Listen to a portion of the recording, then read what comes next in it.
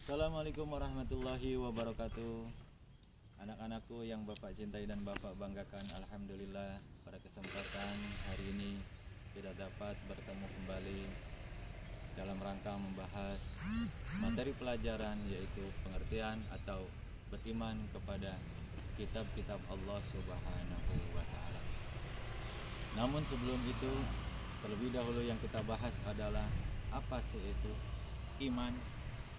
Bahwa iman adalah meyakini dengan sepenuh hati, kemudian diucapkan dengan lisan dan dilakukan dengan amal perbuatan. Atau dalam bahasa Arabnya adalah al-imanu huwa at-tasdiqu bil qalbi wa aqwalu bil lisan wa af'alu bil arkan.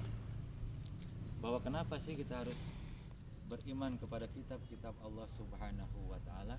Perlu kita ketahui bahwa kita sebagai umat manusia yang hidup di dunia membutuhkan pedoman hidup agar kita selamat di dunia dan akhirat.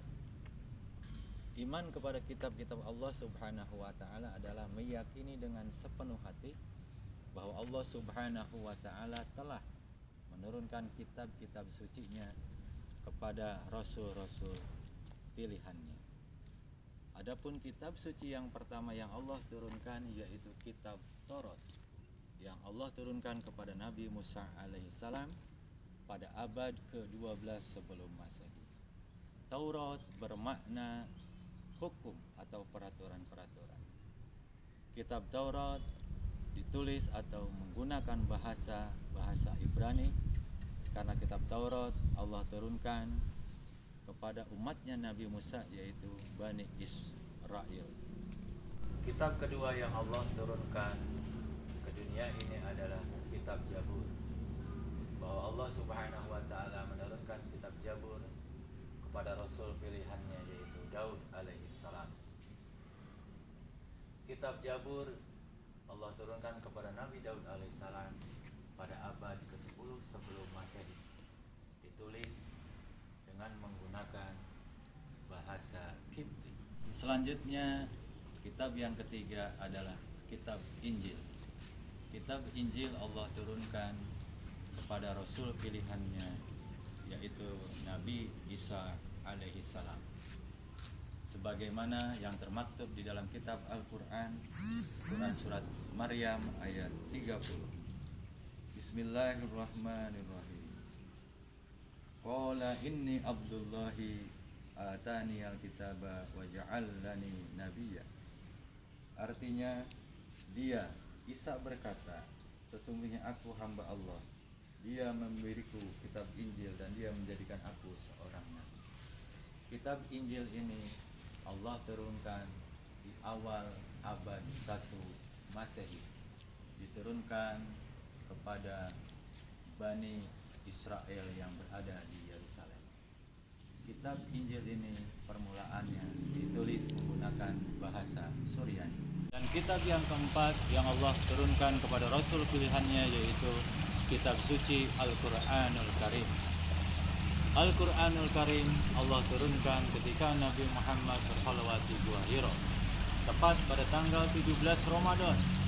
Kitab Al-Quran Allah turunkan kepada Nabi Muhammad SAW melalui utusannya, yaitu seorang malaikat yang bernama Malaikat Jibril.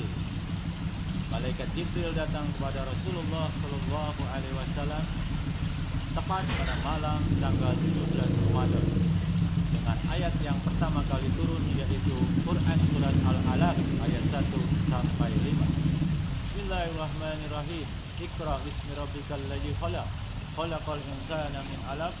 Iqra wa rabbukal akram alladzi 'allama bil qalam. Shadaqallahul adzim. Allah Subhanahu wa taala menurunkan kitab sucinya Al-Qur'an kepada Nabi besar Muhammad sallallahu alaihi wasallam. Al-Qur'an berbeda dengan kitab-kitab suci sebelumnya, di mana kitab-kitab suci sebelumnya Allah turunkan khusus hanya kepada satu umat saja. Tetapi Al-Quran Allah turunkan untuk seluruh umat manusia, bahkan bukan saja kepada manusia, juga Al-Quran melalui pesan dakwah Nabi Muhammad, bahwa Nabi Muhammad harus mendakwahkan Al-Quran kepada manusia dan jin. Al-Quran Allah turunkan kepada Nabi Muhammad dan ditulis dalam sebuah kitab menggunakan bahasa Arab. Sebagaimana maknanya, Al-Quran berasal dari qira'ah, yaitu membaca. Bahwa Al-Quran hendaklah harus menjadi pedoman hidup kita yang harus sering kita baca, bukan saja bacaan ayat-ayat Al-Qurannya, tetapi lebih daripada itu, yaitu makna-makna. Selanjutnya, bahwa Al-Quran Allah turunkan dengan jumlah ayat sebanyak 6.666 ayat. Dan Al-Quran Allah turunkan kepada Nabi Muhammad dalam kurun waktu 22 tahun, 2 bulan, 22 hari. Adapun ayat yang terakhir yang Allah turunkan kepada Nabi Muhammad, yaitu ketika Nabi Muhammad menunaikan ibadah haji yang dikenal dengan haji perpisahan atau haji wada. Ayat tersebut berbunyi, Al-yawma akmaltu lakum dinakum wa atmamtu alaikum ni'mati wa raditu lakumul Islam. Apa hikmah yang dapat kita ambil dari mengimani kitab-kitab Allah Subhanahu wa taala? Yang pertama, bahwa hikmah yang dapat kita ambil bagi kita sebagai umat manusia yang hidup di dunia, bahwa Al-Quran adalah pedoman yang harus kita pegang erat-erat dalam segala aktivitas kehidupan kita di dunia.